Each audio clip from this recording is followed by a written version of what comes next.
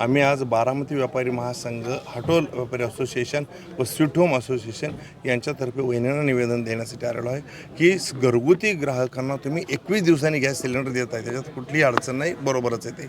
परंतु व्यापारी जे होते की जे व्यावसायिक गॅस सिलेंडर रोज मिळत होते ते रोजचे बंद करून एकदम नाही म्हणून असं सांगितलं आणि नाही म्हणून सांगितल्यामुळं असं झालेलं आहे की हॉटेल सर्व बंद पडायच्या मार्गात आलेले आहेत. ज्याच्याकडे 1 दिवसाचा 2 दिवसाचे गॅस सिलेंडर स्टॉक होते त्यांनी ते वापरले.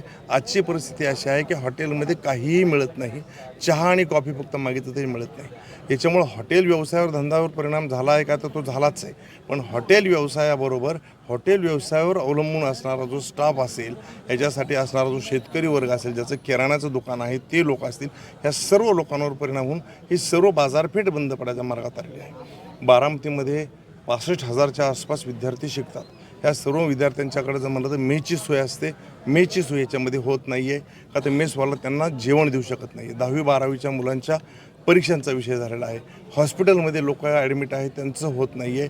जे लोक इथं भेटायला किंवा बारामतीमध्ये वेगवेगळ्या सरकारी कामासाठी येत आहेत त्यांना बारामतीमध्ये आल्यानंतर चहा पाणीसुद्धा काहीसुद्धा मिळत नाही. एकंदरीत सर्व जनतेचं नुकसान होत आहे आणि सर्व जास्त अडचणीत येत आहे. तर आमची वहिनींकडे अशी विनंती आहे की जो आम्हाला इथून मागे रोज गॅस सिलेंडर मिळत होते ते कमीत कमी 1 दिवसाआड 2 दिवसाआड तरी आम्हाला गॅस सिलेंडर मिळावेत.